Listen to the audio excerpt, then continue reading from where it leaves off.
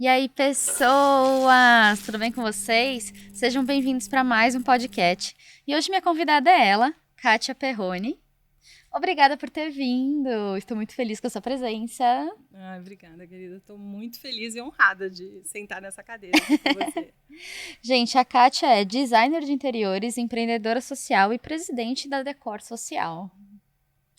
Vocês já devem ter ouvido o nome dela por aqui, porque o marido dela veio aqui, indicou ela e a gente fez o quê? Trouxe ela. Demorou, porque as agendas, gente, as agendas são tumultuadas. Kátia, você não começou com essa profissão na vida, né?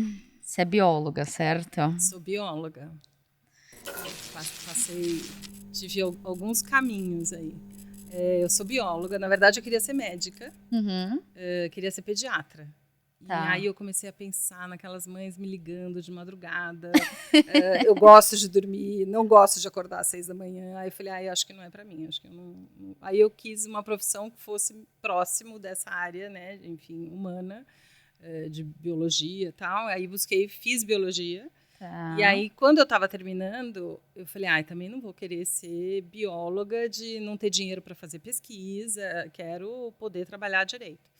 Aí eu assisti uma palestra na Faculdade de Medicina da USP, de uma super pesquisadora do Instituto Ludwig de Pesquisa sobre o Câncer. Era um instituto suíço, que tinha sede aqui no Brasil na época e fazia pesquisa de ponta na área de câncer. Era ali no Hospital Zé Camargo.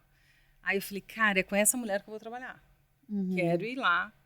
Aí naquela época era telefone, né? Óbvio, né? Eu tô falando de 87. Eu liguei 7 vezes para ela. Aí teve uma hora que ela falou, bom, vem aqui pra gente conversar, porque, sei lá, vou te dar um espaço aqui. Porque eu não aguento mais atender você. Não aguento mais. Você deve ser boa, né? Tanto insistente você é. Aí, enfim, então consegui vaga lá no instituto. E lá fiquei por 9 anos, fiz meu mestrado e meu doutorado. Nossa, fiz mestrado na Faculdade de Medicina de São Paulo, na Escola São Paulo de Medicina. Fui a primeira mestranda dela, ela também nunca tinha sido orientadora. E aí depois eu fiz doutorado na Bioquímica da USP, na área de virologia, de papilomavírus humano. Caraca, que incrível. Aí, quando eu defendi minha tese de doutorado, grávida de 8 meses da minha filha, Júlia. E meu marido tinha sido transferido para a Venezuela, enfim, para abrir a agência lá, para atender uma conta de um cliente. Então, quando a minha filha tinha 3 meses, aí a gente se mudou para a Venezuela e eu fiquei lá durante 2 anos sem exercer a profissão. Tá. E foi nesse momento que você sentiu a vontade de fazer essa transição de carreira? Ou como é que foi essa coisa para você? Nunca foi muito pensado assim para mim, sabe? Mas sempre em tudo que eu me coloquei, assim, por exemplo, na área da biologia, eu falei, cara, então assim, eu quero fazer direito, quero fazer num lugar bacana, e eu encerrei um ciclo. Assim, eu fiz tudo que eu gostaria de fazer. Então, assim, não tive nenhuma frustração de ter mudado de carreira. Não foi um planejado, porque justamente eu fui para a Venezuela. Quando a gente voltou, aí eu fiquei grávida do meu segundo filho. E aí eu falei, puxa, eu fiquei 2 anos, né, com a minha filha pequenininha, me dediquei tanto e agora vou voltar para o laboratório com um filho pequeno. A carreira de cientista, mulher principalmente, é muito difícil, porque você é dedicação de pesquisa de ponta, né? Eu tô falando. Então, assim, a gente se dedica muito, são noites que a gente fica no laboratório. E aí eu não me imaginava com um filho pequenininho nessa história. Por isso que a maioria das cientistas ou é separada, ou não teve filho, ou casou com alguém da área. Sim. Porque realmente é uma carreira essa rotina aí, né? Bem difícil. Aí eu falei, bom, mas também não vou ficar parada, quero fazer alguma coisa. E aí eu sempre gostei de decoração. Minha mãe é decoradora, então eu acompanhei minha mãe durante muitos anos, né, na casa de cliente, loja de tecido. Sempre tive assim, gosto, né, enfim, para arrumar casa. Sempre ajudei as minhas amigas, né, aquelas coisas. Aí eu tinha uma amiga que estava fazendo o grande hotel de Campos do Jordão, uma decoradora. E aí eu falei para ela, você não tem nada aí para eu fazer junto com você? Porque assim, eu tive bebê agora, mas também não quero ficar parada, quero fazer alguma coisa, mas quero ter essa liberdade de horário para eu poder me dedicar a ele. E aí ela me chamou, então, para fazer junto com ela o projeto, para cuidar da parte toda de decoração, da parte de buffet, de todos os almoços, jantares. Então, eu fiz um trabalho enorme lá no Grande Hotel. Depois fiz algumas coisas com ela junto. E aí até que me chamaram para fazer um aras em estilo mexicano. Aí eu falei, puxa, acho que eu vou tentar fazer sozinha. Aí eu chamei um amigo, arquiteto, que tinha estudado 20 anos, enfim, tinha estudado arquitetura no México e trabalhado com arquitetura no México. Aí eu falei, olha, eu preciso fazer e eu quero que você me dê esse suporte aí, né? Ele falou, então vamos fazer. Aí a gente fez, deu super certo. E aí depois disso eu não parei mais. Aí essa foi minha transição de carreira. E aí engatou. Não parei mais. Aí eu engatei, aí eu falava, eu vou prestar arquitetura e tal. E aí ele falava, não, imagina, eu faço junto com você, eu assino os projetos e tal. Então eu acabei não cursando mesmo, né? Nem arquitetura, nem design de interiores. Na época não tinha o curso mesmo, como existe hoje, né? O técnico e a formação mesmo de design. Então, eu sou daquela leva autodidata mesmo. Nunca cursei. Porque é muito legal quando a gente tem essa transição tal e se encontra, né, numa nova coisa. Porque às vezes as pessoas só acham que a gente só faz a transição quando a gente era infeliz na primeira coisa que a gente fazia. E não era seu caso, né? Você era feliz na sua primeira profissão, na sua primeira escolha, e só foi realmente uma mudança que aconteceu aí naturalmente e tal. E as pessoas, quando sabem, né, enfim, que eu fiz doutorado e tudo, falam, nossa, mas como assim? Né? Você chegou até lá, Você chegou né? até lá. Uma parte do meu doutorado eu fiz na Universidade de Georgetown, né, em Washington. E então, assim, eu falei, sim, mas assim, eu fiz tudo que eu queria fazer. Eu fui até onde eu gostaria mesmo de fazer e pronto, encerrei o ciclo. E fui feliz. E tá tudo bem, né? Sou amiga, acabei virando amiga da minha chefe, que eu trabalhei durante 9 anos nesse instituto. Acabei virando amiga, fiz a decoração do apartamento dela já 2 vezes. Então, é isso, assim, foi realmente um ciclo. E eu sempre, eu sou de câncer, então eu sou muito emotiva, emocional, e eu tenho que estar apaixonada pelo que eu faço, senão não vale a pena fazer, né?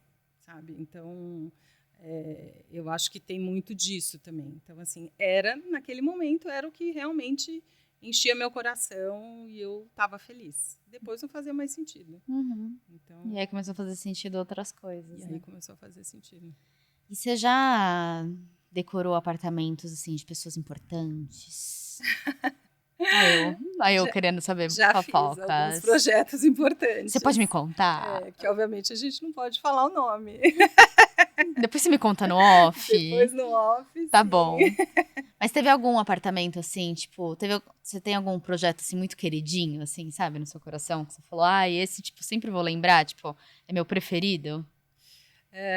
Tenho um projeto de uma casa maravilhosa que eu fiz no Guarujá.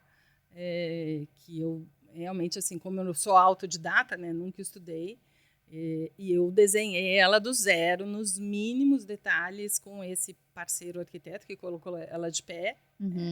E aí tinha alguns desafios, eu falava, olha, se o arquiteto X faz, você tem que conseguir fazer. Então, eu quero que seja assim e você trate de deixar ela em pé. Então, acho que esse foi o meu maior desafio, assim. Mas tem alguns mais pitorescos, assim, né? Divertidos, né? Mas esse acho que foi o maior desafio mesmo. Legal. E você já participou de algumas edições da Casa Cor, certo? Já.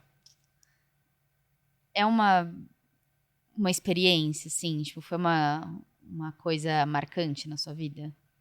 Sem dúvida. É um divisor de águas, né? Para quem trabalha nessa área. Eu falo que, assim, é tipo um ISO 9000, sabe? Tipo, quem está nessa área tem que fazer Casa Cor. Tem que passar por isso. Né? Porque é a maior mostra né, de decoração, enfim, de arquitetura que existe. Você acaba é o jeito de você mostrar, de você entrar no mercado, você se apresentar para o mercado. Então, a Casa Cor é uma porta de entrada mesmo. Não só para você mostrar o seu trabalho, mas também assim, para os fornecedores, para as empresas te conhecerem. Né? Então, eu lembro, a primeira vez que eu fiz Casa Cor, por exemplo, eu não conseguia parceria nenhuma, porque ninguém me conhecia. Né? Eu falava, puxa, eu preciso de iluminação. Tal. Não tem, porque a gente já está dando para o tal. Aí, na segunda, não. Aí, na segunda, as empresas já entravam em contato comigo. Então, assim, falar, você teve muitos clientes de Casa Cor, especificamente, acho que direto, não. Né? Tive no primeiro, que eu vou te contar até que foi muito engraçado. Mas depois, é uma construção de carreira. Sim. Então, assim, eu acho que tem que fazer. Tem que passar por essa experiência. A troca, né, enfim, com todos os profissionais da área, né, é muito bacana. Então, eu acho que faz muito quase parte. Que obrigatório, né? Assim. Eu já mudei muito de casa, né? Muito. Sei lá. Não sei dizer quantas vezes, assim, muito. Mais de 10, tranquilo. Mais de 15, talvez. Calma, menos. Não, tranquilo. Tipo nômade. Tipo, tranquilo. Meu pai gosta muito de se mudar mesmo, essa é a vibe. Falou que ele gosta de decoração e tal, e ele gosta de criar, e ele gosta desse universo. Mas, claro, né, ele não tem as habilitações para fazer isso, então ele sempre teve os profissionais competentes ao lado dele para poderem fazer isso, e ele vinha só com as ideias de falar, as ideias malucas, de falar, eu queria fazer tal coisa. A pessoa falava, não pode. Ele falava, não sei, dá um jeito, eu quero, sabe? Enfim, você que se lasque para fazer isso acontecer, eu quero. Clientes. Então a gente visitou muita Casa Cor na vida, porque era muito legal, eu achava muito divertido, desde criança, assim. Era muito divertido pra mim. É muito legal. Ver umas coisas diferentes, assim. Eu adoro. Sempre visitei para ver Casa Cor também de outros estados, que eu acho muito bacana. Enfim, eu acho que é muito importante. A primeira que eu fiz foi muito engraçado, porque eu fiz uma casa de árvore. E aí junto tinha a casa de boneca. Eram 2 ambientes, né? E a minha casa de árvore, eu quis bem resgatar essa história do brincar. Isso que nem existia celular na época, isso foi em 2004.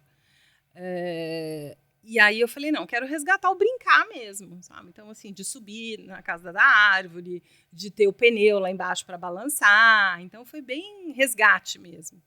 E a casa de boneca foi absolutamente contemporânea, era uma caixa de vidro super moderna. Então, foi muito legal porque teve esse choque, sabe? Né? Muito grande. E aí depois eu fui chamada para fazer mais uma meia dúzia de casas de árvore. Legal. Até que chegou uma hora que eu falei, então, gente, assim, eu não sou especialista. Eu não quero ficar fazendo casa de árvore.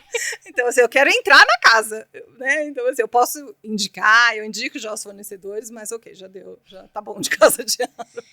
Nossa, eu lembro que, assim, a gente, nessa coisa de mudar de casa, tinha uma época que a gente ia muito na Tokstok, né? Tipo, enfim, comprar coisa e tal. E aí eu lembro que uma vez a gente tava mudando para um apartamento, e aí a gente foi lá escolher uns móveis pro meu quarto, sei lá, alguma coisa assim. E logo que a gente entrou, tinha um quarto super bonitinho, assim, montado. E a pessoa tinha decorado o quarto, assim, lá, né, tinha montado o quarto todo com uma decoração rosa e amarela. E eu me encantei pela decoração do quarto. Só que não era pelos móveis que eu tinha me encantado, eu tinha me encantado pela almofada, pelo travesseiro, pela por produção. isso. E aí eu falei, eu quero esse quarto. E meu pai tentando botar na minha cabeça que o travesseiro, a almofada, a caneca, eu poderia botar em qualquer quarto. Não precisava ser aquele quarto. Tipo, aquela produção, qualquer quarto poderia ter. Mas aquilo não entrava na minha cabeça. E aí eu tive aquele quarto porque a pessoa botou aquilo naquele quarto. Enfim, me ganhou.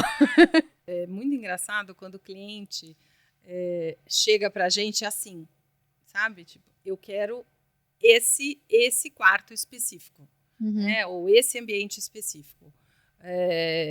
E quando você não consegue pegar nenhuma referência daquele cliente, é muito difícil para o profissional. Porque, assim, você tem que entender quem é aquela pessoa. Você tem que entender a história, né?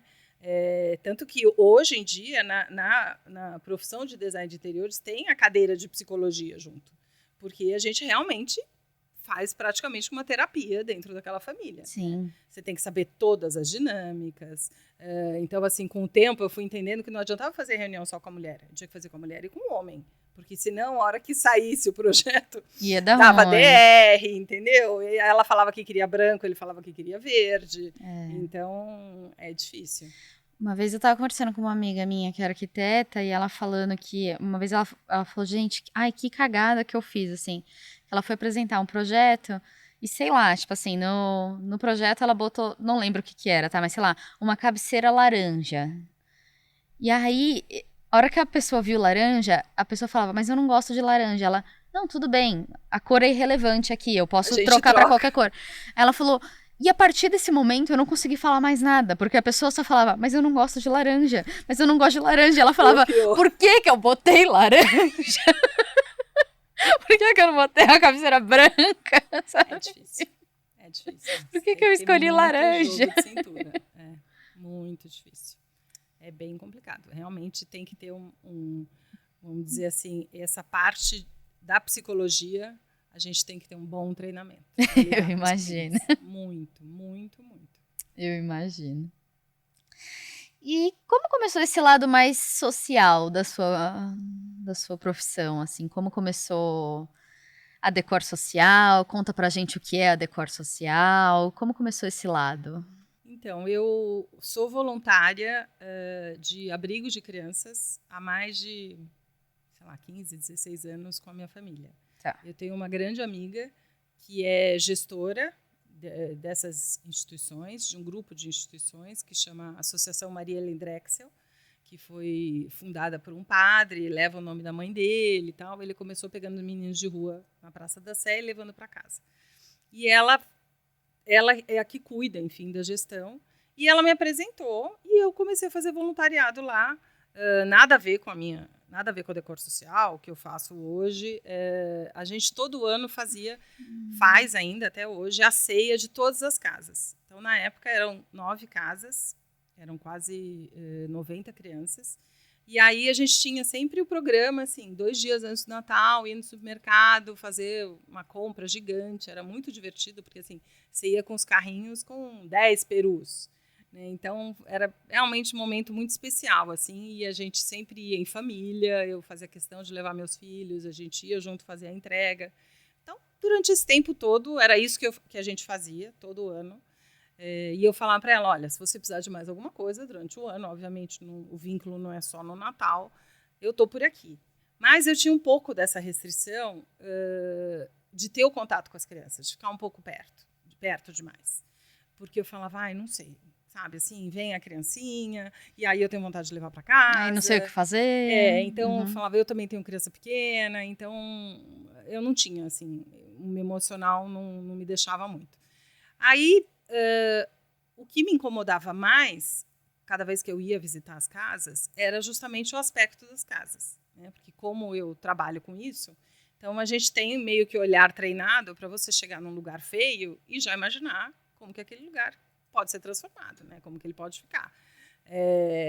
E eu chegava nessas casas e falava, meu Deus, como que as crianças moram aqui, sabe? Elas estão bem tratadas, têm comida, vão para a escola, mas, sabe, com quadro feio, sofá rasgado, porque o abrigo não tem dinheiro para arrumar. E também, assim, não é prioridade. A prioridade é que as crianças tenham comida, né? Que tenham casa, comida e educação, vamos dizer assim. Não é o sofá, né? Bonito, ou enfim... Então, joga uma almofada em cima, joga uma manta, é o quadro... As pessoas também só dão o que é feio, né? O que não gosta.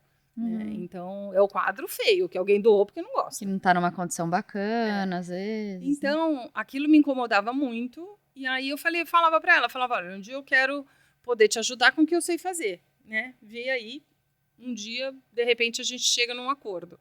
Aí ela precisou fazer uma reforma de um dos abrigos para fazer uma adaptação para portadores de deficiência. Ela recebeu uma verba e aí eu falei, olha, me fala quanto você tem e vamos ver se você consegue ficar com a verba e eu consigo tudo doação. E eu te ajudo nesse sentido, faço o projeto para você e tal. Aí eu fui bater na porta daqueles meus fornecedores de 20 anos de escritório, né? Falei, olha, preciso de uma bacia. Ah, não tem. E eu, então, eu preciso de uma torneira. Não tem. Falei, nossa, gente. Falei, então assim, se eu precisar de 10, né? Eu falei, não vai ser assim. Falei, como assim, né? Eu compro de você há 20 anos. Você não tem uma torneira. Porque a verba do marketing e tal. Então, assim, ali eu entendi o quanto era difícil pedir. Né? Uma coisa é você pedir para Casa Cor, por exemplo. É uma vitrine.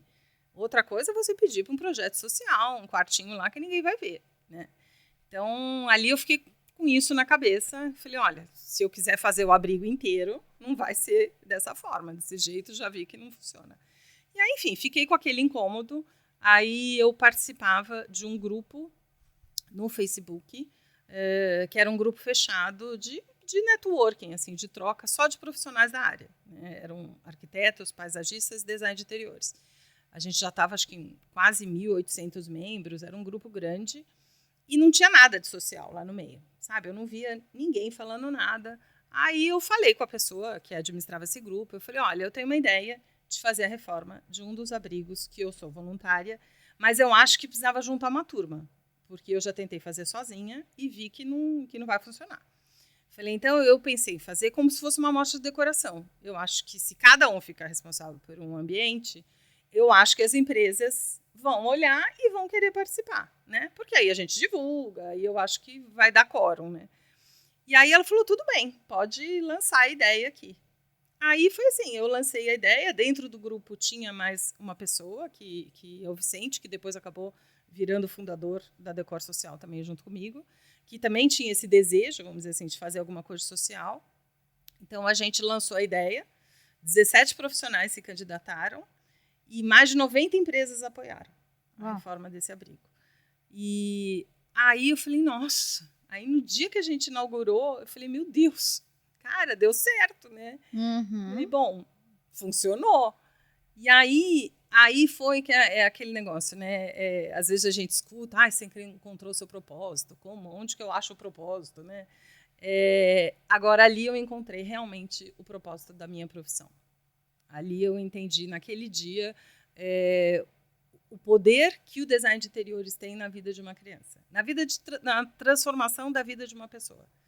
Porque quando você faz um apartamento, um super projeto, você, então, né, que já falou quantas vezes você mudou com seu pai, nenhuma delas mudou a vida do seu pai. Né? Pode ter tornado ela uma vida mais gostosa, obviamente. Mas daqui a 2 anos vai chamar outro profissional, ou você mesmo, se você fez o trabalho direito. Mas tudo bem, mas não mudou a vida. Né? Agora, no social, né, ali com aquelas crianças, cara, assim, elas não tinham ideia, não tinha perspectiva do que elas iam encontrar. Então, eu falei, meu Deus, assim, a gente tem esse poder, sabe? Que eu não sabia. Né? Então, foi muito engraçado, assim, foi um momento muito, muito louco, assim, essa inauguração. Porque era como se eu olhasse... Eu sou muito emotiva, como eu falei, eu sou de câncer, né? Então, eu sou super chorona. Então, eu já fui pro dia da inauguração preparada, que ia ser um vexame. Assim. Me debulharem lá. Falei, meu Deus, a hora que entrar as crianças, tal, porque elas estavam em outra casa, né? Então, aquilo foi tudo surpresa. Falei, nossa, vai ser demais. E eu, assim, não derramei uma lágrima. Eu olhava, assim, era como se eu não estivesse ali, como se eu estivesse vendo de fora tudo aquilo, sabe, realizado. E eu falava, cara, é surreal o que a gente conseguiu fazer. É surreal a reação dessas crianças. Então, ali eu entendi que era aquilo que eu queria para o resto da minha vida. Então, foi dali que nasceu a história. E aí, o que aconteceu? Eram 5 casas, 5 abrigos. A gente fez um. Aí falei, bom. Aí falei para o Vicente, né? Falei, então, Vicente, a gente fez um, agora a gente tem que fazer as outras 4, porque coitada das outras 50 crianças, né? Então, aí foi assim. Aí a gente partiu para mais 2, que eram geminadas. E, de novo, com o mesmo grupo de profissionais e tudo. De novo, deu super certo. Só que aí, depois dessa, eu falei, olha, é isso que eu quero. É isso que eu quero fazer, eu quero seguir com esse projeto. Só que não dá para a gente continuar informal do jeito que a gente está. Não dá para continuar pedindo dinheiro de doação na pessoa física. Né? Eu falei, então, a gente tem que realmente regularizar a história. Aí, nesse momento, se juntou mais uma outra pessoa, que é a Lucy, que também veio para somar, também é da área. Aí eu chamei uma amiga minha, a Andréa, que também já era voluntária e também estava próxima ajudando. E aí, então, nós 4 fundamos a Decor Social em 2018. Ah, legal. Aí formalizamos a história. E aí, de lá para cá, a gente segue no mesmo modelo, né? Aquele mesmo modelo que eu comecei, que era a ideia de uma mostra de decoração, de cada ambiente ter um profissional responsável. Então, a gente segue nesse mesmo modelo até hoje. Bacana. E aí, hoje, vocês não reformam só abrigos, né? Vocês também reformam alguns espaços de outras coisas, certo? Tipo... Então, o que acontece? Quando a gente começou, primeiro que ninguém era da área, né? A gente era, né, tudo design de interiores, arquiteto, economista, bem longe do terceiro setor. Né? O terceiro setor é muito diferente do que a gente sempre viveu, né? Porque a gente vivia dentro do luxo, né? Uhum. Então, a gente não entendia muito como é que as coisas funcionavam. Então, logo que a gente começou, a gente queria fazer tudo. Então, eu fui visitar centro de idoso em Paraisópolis, fui visitar uma casa de apoio para mulheres que sofriam violência no centro. Então, a primeira reunião que a gente teve com o conselho, que também já era uma coisa que eu nem sabia o que era e o que eu tinha que fazer com aquele grupo de pessoas, eles falaram, olha, Kátia, mas assim, não é assim. Não vai dar para fazer tudo. Então, assim, o que é que você quer focar? Tá. Escolhe um e lá na frente, se você for abrir o leque e tal, tudo bem. Mas para começar, você tem que focar em alguma coisa. Então, a gente focou nos abrigos porque justamente a gente tinha tido essa experiência e a gente entendeu que era um nicho de crianças que a gente chama de crianças invisíveis, porque ninguém fala, né? Se fala muito em adoção, tal, mas dos abrigos em si, da estrutura física, só se fala quando tem um problema, né? Uhum. Agora, recentemente, inclusive o ano passado, um abrigo pegou fogo, então foi uma repercussão muito grande. Então, ninguém fala. Então, a gente falou, bom, a gente está colocando um holofote realmente num problema social muito importante, então vamos seguir nisso, né? Então, a gente começou com os abrigos, só que a demanda é muito grande. Então, a quantidade de instituições que entram em contato com a gente pedindo pelo projeto é muito grande. Não só aqui em São Paulo, que por enquanto a gente só atua aqui, mas do Brasil todo. Então, a gente começou a olhar outros projetos, outras instituições, que só atendem criança e adolescente. Então, o foco sempre é criança e adolescente. Legal. Então, isso, vamos dizer assim, é inegociável. Né? Uhum. E aí, o que acontece? Então, as instituições, elas nos procuram, a gente faz todo esse orçamento, vamos dizer assim, do que vai custar o projeto, o que a gente vai conseguir levantar de doação. Quando eles tiverem o recurso, eles nos procuram para execução. A nossa força de captação de recurso financeiro é só para abrigo.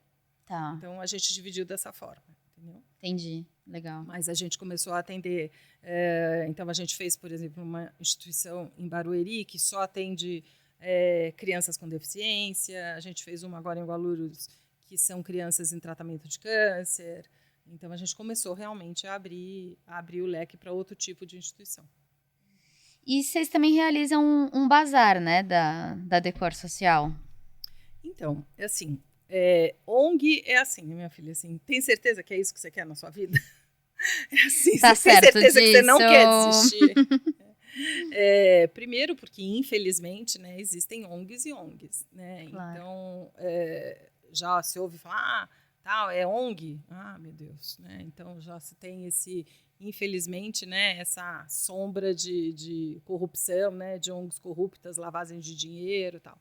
Então, o início de uma ONG é muito difícil. Então, conseguir doação é muito complicado. Uhum. Então, principalmente, assim, doação pessoa física. E aí, por exemplo, no começo, teve um dia que eu me lembro que eu fiz no Facebook, né? Eu precisava, acho que, de R$7.000 para fechar a vaquinha, né? E aí eu falei, tenho 700 seguidores aqui no meu Facebook. Falei, então, gente, assim, se cada um doar R$10, eu já fecho. Não é possível que ninguém... Vocês não têm R$10 aí, né? E aí, tá. Então, aí as pessoas não doam. E aí você vê que, assim, seus amigos mais próximos não doaram. Aí você vê que os seus familiares mais próximos não estão doando. Aí você fala, caramba, meu Deus, se nem eles estão doando, como que uma pessoa que nem me conhece vai doar? Então, pedir dinheiro é muito difícil, muito difícil. Então, o que acontece? As ONGs têm que ter outras alternativas para conseguir o recurso, né? E aí faz evento. Então, teve um ano que a Andréa, essa, né, que cuidava da parte financeira pra gente, ela falou, Kátia, a gente está virando uma agência de eventos, né? Você está percebendo, porque a gente está fazendo mais evento do que abrigo. Falei, bom, mas a gente não tem dinheiro para fazer o abrigo, né? Então, vamos fazer caixa. E como é conciliar isso tudo, todo esse trabalho, com a vida pessoal, família, amigos, festas, uma loucura, dá tempo? Muito difícil, muito difícil. Ainda mais que, assim, eu tô passando, vamos dizer assim, por tudo o que eu ouvia dos líderes sociais falarem, né, sobre estar à frente de um projeto social. Então, a questão de você justamente não ter tempo para a família, não ter tempo para os amigos, não cuidar de você, porque o social é apaixonante, é viciante. Uma vez eu escutei o Vicky Muniz falando que, assim, que chega a ser egoísta, porque faz tão bem para a gente. Então, assim, é tão gratificante, a gente se enche tanto com aquilo que a gente quer fazer mais. Então, assim, na verdade, a gente faz porque faz bem para a gente, né? Obviamente não é isso, né? Mas, assim, tem esse lado, vamos dizer assim, egoísta também, entendeu? Então, assim, não sei como eu me viro, mas me viro. A gente vai tentando, a gente vai se virando, vai colocando e uma hora sai. Mas tem essa questão, assim, né? Agora até está tendo um movimento importante de cuidar desse lado emocional e mental dos líderes sociais. Está tendo esse movimento de criar retiros e tal, porque a gente lida com uma realidade muito difícil, né? Diariamente. Sim. E então a gente tem que se proteger também muito emocionalmente. E tem essa questão de que você dorme e, assim, hoje no Brasil são 30 mil crianças em abrigos. A gente só beneficiou 1.400 até agora. Então, assim, não consigo dormir em paz. Porque eu sei que tem mais de 20 mil crianças que não estão, né, nas mesmas condições que essas 1.400 que a gente entregou. Então, isso me incomoda demais, né? Então, tem isso. E essa parte emocional, cada um tem que encontrar realmente, assim, a sua forma de atuar e se proteger. Né? Lembra que eu falei que antes eu não tinha, né, coragem muito de ficar em contato com as crianças. Hoje é interessante, assim, porque eu não tenho mais essa restrição. Tá. Porque eu sei que eu encontrei o que eu posso fazer por aquela criança. Então, levar ela para minha casa, eu não vou estar fazendo o que eu deveria, né? Vamos dizer assim. Então, assim, se eu posso fazer para 1.400, não adianta fazer só para essa que eu vou levar para casa. Entendeu? Então, essa parte eu resolvi. Então, não tenho mais problema, vou, me jogo no chão com eles, me abraçam, ai, tia. Então, ok. Só que eu não fico sabendo da história daquela criança. Isso eu não faço, entendeu? Porque, e isso a gente orienta muito os profissionais que participam. Porque a gente tem um papel lá dentro. Então, assim, a gente não vai conseguir mudar a história daquela criança. O que ela passou antes da Decor Social, a gente não vai conseguir mudar. Então, a gente tem o papel de mudar a vida dela dali para frente. Né? Então, assim, as memórias positivas que a gente vai gerar naquela criança, ninguém vai apagar. Nunca vai esquecer. Então, é isso que importa. Então, é dessa forma que a gente se protege, entendeu? Sim. Sem saber as histórias. Quando eu fico sabendo de alguma história, é difícil. Dói, aí né? É pesado, aí pega. Porque ninguém está ali por uma situação leve. Entendeu? Com certeza. As histórias são muito pesadas, muito pesadas. Eu sempre ajudei ONGs relacionadas a animais, né? Inclusive, quando eu me casei da outra vez, eu já tinha uma casa montada, enfim, tal. Não fazia muito sentido eu fazer uma lista de presente de casamento tradicional, assim, tal. E aí eu pedi doação para uma ONG que eu ajudava. Deixei aberto ali. E a gente teve um casamento relativamente grande em relação a convidados, então a gente conseguiu uma doação considerável de grana, assim, para essa ONG. E naquela época eu me expus muito a visitar a ONG. E eu saía toda vez devastada assustada, porque eram cachorros que tinham sofrido maus tratos, etc. Eu não tô comparando cachorro a criança, não comecem a me julgar, não me cancelem, não façam isso, enfim. Né? Mas, enfim, eram animais que tinham sofrido, etc e tal. E eu não posso sair adotando todos os animais do mundo. Eu tenho uma cachorra que eu comprei, que tudo bem, podem me julgar porque eu comprei o cachorro. Podem fazer, tá? Comecem a fazer o que vocês quiserem. Mas, enfim, eu já tenho uma cachorra e eu moro num apartamento deste tamanho que eu não posso enfiar 10 cachorros lá. Então eu ia pra aquela ONG, aí me contavam a história do cachorro, eu saía tipo, mas eu queria levar esse cachorro comigo. E aí eu entendi que eu não posso ir. Eu posso fazer a minha doação mensal, que eu ajudo de determinada forma, etc e tal, mas é aqui que eu paro. Porque não dá. Mais do que isso não dá pra mim, entendeu? Mas tem muitas pessoas assim. Os profissionais que trabalham com a gente, tem alguns que assim, entram, vão lá no abrigo no primeiro dia e depois só aparecem na inauguração, porque eles não conseguem lidar. Mandam o assistente, participam de longe, mas mesmo a gente ajudando, não conseguem lidar. Tem uns, então, que vão lá, visitam o abrigo, vão por algum motivo, né? Sei lá, fazer alguma medição, alguma coisa. Aí me ligam chorando. Ai, Kátia, pelo amor de Deus, sabe a história daquela menininha? Eu falo, gente, calma, a gente não falou que não era para perguntar. Tá, mas tá tudo bem. Então, é muito difícil. Sim, não é fácil. Não é. Não são histórias fáceis, né? Bom, a gente tá caminhando pro fim do podcast. E eu faço sempre as mesmas perguntinhas pra gente encerrar o podcast. E a primeira pergunta é: o que você falaria para alguém que quer seguir o caminho que você seguiu? Olha, esteja certo que aquilo toca o seu coração. Porque se não tiver amor, você não vai dar conta. Não vai dar conta. Porque, assim, muitas vezes eu chorei. Falei, cara, meu Deus do céu, tá difícil demais. Por que eu me meti nisso, meu Deus? Aí eu vou lá, visito o abrigo e aí eu já entendo por que eu me meti nisso. Então, eu acho que amor. Tem que ter muito amor envolvido. Tem que tocar realmente seu coração. Sim, faz todo sentido. E agora eu queria te pedir a indicação de alguém para vir aqui no podcast. Então, eu agora sou social, né? Então... Sabe que já teve uma indicação sua que veio aqui, que é a... Qual o nome Monique, dela? né? A Monique. A Monique foi a indicação Gaia, da Kátia. Maravilhosa. Então, eu vou te indicar a Vânia. Vânia Rocha. Ela é do projeto Gente de Perto. É um anjo que eu conheci. É uma mulher, enfim, que tem um projeto de acompanhamento de meninos de rua no centro de São Paulo. Ela é uma missionária, é um grupo de igrejas, e eles atendem esses meninos, enfim, com uma forma de resgatá-los mesmo dessa vida e dar algum encaminhamento. Então, a Decor Social vai apoiar o projeto deles agora, e ela é um anjo. Então, acho que seria muito legal você bater um papo com ela e escutar um pouquinho da história dela. Bacana, vamos trazer, gente, vamos trazer. E eu queria uma indicação de uma música pra gente pôr na nossa playlist muito louca desse. Gente, aí você me pegou.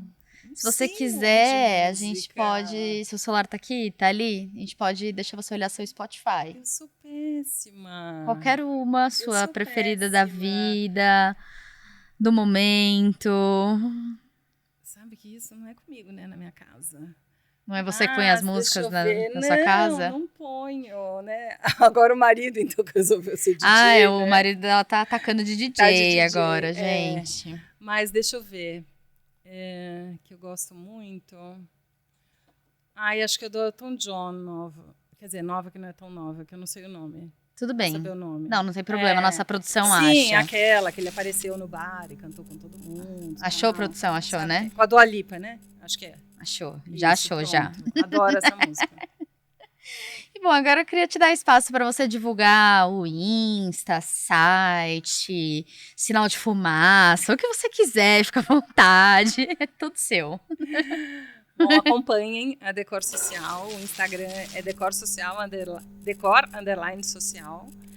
A gente está com um projeto de reforma de um abrigo no Bom Retiro, em andamento. Então, é muito legal acompanhar, porque a gente vai mostrando todo esse making off. e acompanhem. Então, a Decor Social, acessem o site, lá tem o linkzinho para doação. Como eu falei, é muito difícil conseguir recurso para os projetos. Então, qualquer valor é muito importante. E aí eu queria desmistificar isso, né? Que às vezes as pessoas falam, mas eu não tenho para doar. Então, assim, qualquer R$5 já é muito importante para a gente. O que é mais importante para a gente é o engajamento.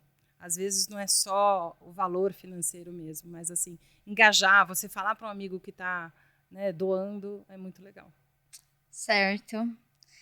E é isso. Queria te agradecer por ter vindo. Te parabenizar mais uma vez pelo projeto. É lindo. Obrigada. É um propósito de vida lindo. Parabéns mesmo. Obrigada. Muito gostoso. Adorei. E é isso, meus amores. Esse foi mais um podcast. Eu espero que vocês tenham gostado. Não deixa de deixar o joinha, compartilhar, se inscrever no canal, ajuda muito.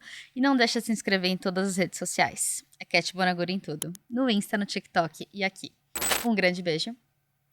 E tchau!